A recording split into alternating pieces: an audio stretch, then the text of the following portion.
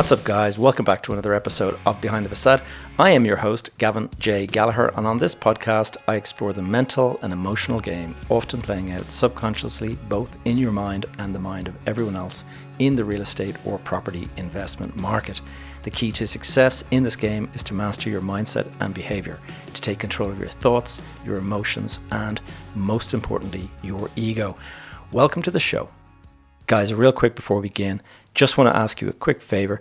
If you can, please stop what you're doing and leave a review for the podcast. Whatever platform you're listening in on, if you can give us a 5-star or whatever the highest rating is, it would be fantastic. And even better, if you found it useful in any way, please write that down on a very brief review if that's possible. It makes such a difference to how the podcast is received out there and pushed out on various platforms. That's all, nothing else to ask. Now let's get on with the show. What's up, guys? Welcome back to another episode of Behind the Facade.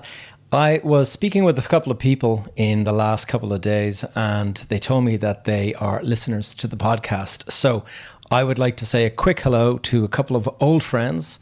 You know who you are. And it was just nice to know that you guys are listening in to the podcast. Another thing that I wanted to do is extend a warm welcome to some of the listeners who are listening in from much further afield. Now, I get a daily email sent into me, and it is just a quick email on how the podcast is performing in all these different markets. And to my amazement, in the last couple of days, I received an email, and it said that I was now charting in Mexico, Turkey, Belgium, and Slovakia. Now, naturally, that got me thinking, like, who is listening to the podcast in those countries? I mean, what I'm assuming is it's an English-speaking person living there, maybe passing through on holiday or something like that. But I'm super curious, so I would be really grateful if you are in one of those 4 countries and you are a listener to the podcast. I'm just really interested to hear, like, are you living there permanently? Were you just passing through on holiday? Send me a quick DM on Instagram or LinkedIn or whatever. My handle, as always, Gavin J. Gallagher. And just be really grateful if you could drop me a line, let me know exactly what you're doing in those places. And just how did I come up on the radar if you are not, sort of from the Irish or the UK market. This week's episode is going to be a brief one, and it's going to be a break from the interviews that I've been doing over the last couple of weeks. There's a lot of stuff going on in the office market, and I thought I would address it because this is the market that I'm operating in. And so it's there's no secret that it has been challenging times for the last while. So I'm going to go into a little bit of that and just explain to you guys exactly what I'm seeing, which is quite confusing. It's very hard to make a decision, an investment decision, when things are in such flux. And so I'm going to just outline what I'm seeing at the moment and what myself and my colleagues are struggling with. So the first thing that we're struggling with at the moment is obviously interest rates have increased. And with the increase in interest rates, what that has done is that has cooled the market a little bit, first of all. But second of all, it's pushed up interest rates, and that means payments, quarterly payments are much higher than they were even just a year ago or whatever. But what's worse is that at the same time that this is happening, there is the interest rate hike has cooled the technology market and the technology world. And what that is doing is it's causing a lot of these big firms to actually lay off people. And when they've laid off people, naturally they need less space. And so they're not renting the amount of space that they would have before. And if they have excess space, having just laid off people, they are now trying to, find a person to kind of come along and rent that space. And that is now creating all this additional space on the market.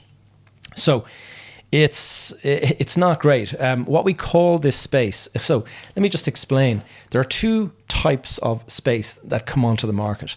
You have got the official vacancy space, and that is when a landlord gets the office back from the tenant has decided to exercise a break or their lease has come to an end. And when the lease comes to an end, they say, here you go, Mr. Landlord, you can have back your space. that is now officially in the landlord's hands. And when the landlord puts that back on the market to find a renter or somebody like that, it is on the market for rent. Now, at the same time, you have got all these big companies, like, to use an example, Facebook, LinkedIn, like there's lots of these big tech firms, but we'll say Facebook is the one at the moment that comes to mind, because they leased a huge amount of space in the Ballsbridge area of Dublin.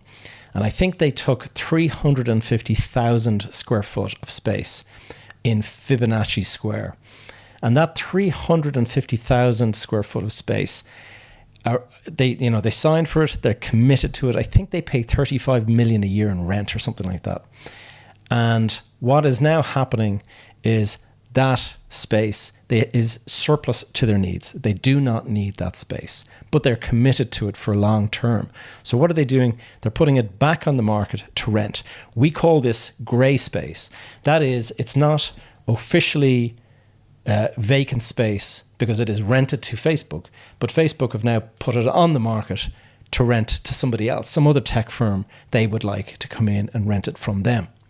So that is grey space. So at the moment, we currently have vacant space from the landlords and grey space from the tenants competing with one another. And so that is a problem. And at the moment, from the last conversation I had with our advisors, they said there is something in the region of 6 million square feet of vacant space, whether it's grey space or whether it's this, officially unrented space. And that is a lot of space to be sitting on the market. That is a massive overhang, and it's probably going to take maybe 2 years before that gets kind of taken up. And a lot of that space may not even ever get taken up, because some of it in that 6 million number, there's quite a few pieces of property in there that are old and probably will struggle to rent, if at all. Now, the second thing that we have that's causing a challenge is that, we're now beyond the COVID pandemic. And what has happened during COVID was that everyone figured out how to do this hybrid work from home, and, using Zoom and all of these different sort of virtual meeting kind of methods. And people's habits have changed, and employers have gotten used to this. And so we are now in a situation where the confusion has been caused because at the moment you have employers, they have an office that they rented. They used to do 5 days a week in this office. And now, instead of doing 5 days a week, their tenants are maybe coming in for 3 days a week. Or maybe I've even heard of some tenants just doing 2 days a week. And so what does that mean? That means these guys have got surplus space some of the week, and then what they need the rest of the week. So those tenants are confused. They don't know what to do.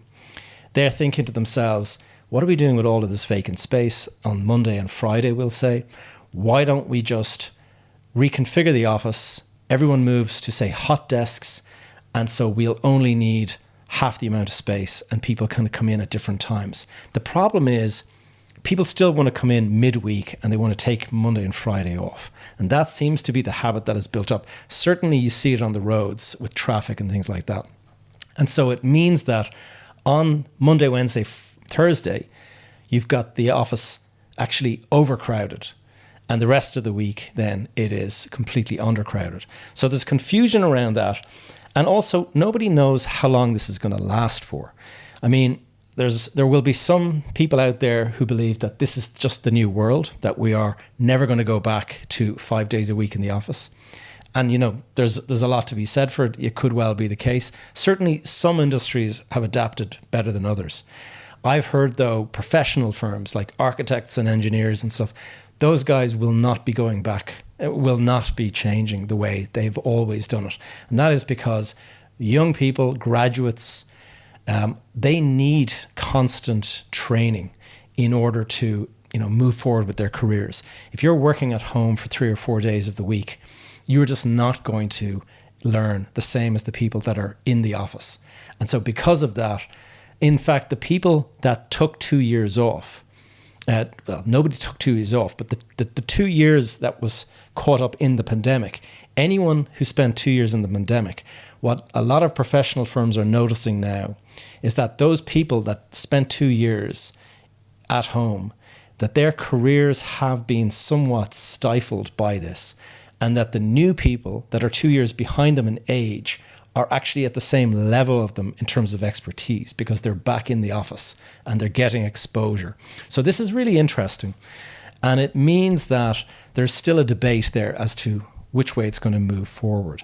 And because of that, nobody really is prepared to make any commitments. They don't know how much space do we need, because you don't know a year from now, will it have changed? 2 years from now, will it have changed? Because when you're signing a lease, if you're a big employer and you're signing a lease on an office building, these are usually 10, 15-year leases.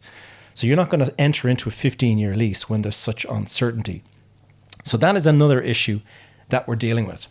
And then the final issue that we're really struggling with, and this is something that just this week I've been having meetings about. I've talked before many times on this podcast about ESG and sustainability. And it's something I'm passionate about. But it's also something that I'm still learning, all the time learning. And what I can say is the industry is in a great deal of flux about all this. Now, I had a meeting this week with our professional team. We were talking about, what to do with a particular building that's in our portfolio. And we have been scratching our heads what to do. We're kind of in this strange position where we want to take action, but we don't know what to do because everything is changing so much. Now, these professionals that came in to meet with us during the week, they were explaining that the advice that they were giving just 18 months ago is no longer the same advice that they would be giving today. And so the whole industry is kind of flipped. And what was happening in the past, when you were looking at a new building, like we have older buildings in our portfolio. And what we want to do is, bring them up to a certain standard so that they'll rent very easily in this market. Because we're competing with brand new buildings. Now, brand new buildings may achieve a higher rent, but we're always going to be an option for companies that don't want to pay that very, very high rent. So they come to us, but they still have certain needs. And those needs up until recently were that the energy performance of the building. So you would get a badge like a LEED Gold or a LEED Platinum, or you would get BREEAM. There's Outstanding and there's BREEAM Excellence, and there's all of these different certifications that you can give your building. You go out and you pay for this, and it is based on the number of PV cells in the roof and the emissions that your building gives off and how much water is conserved and all of these different things. And then on top of that, you have in the Irish market, you have the BER, that's the Building Energy Rating. And in the UK market, you have the EPC, the Energy Performance Certificate.